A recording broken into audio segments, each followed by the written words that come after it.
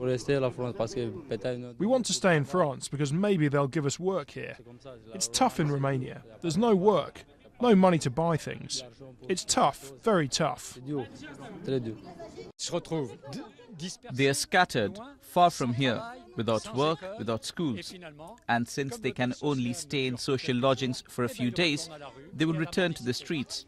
These people got away from begging, and the current situation forces them to beg again.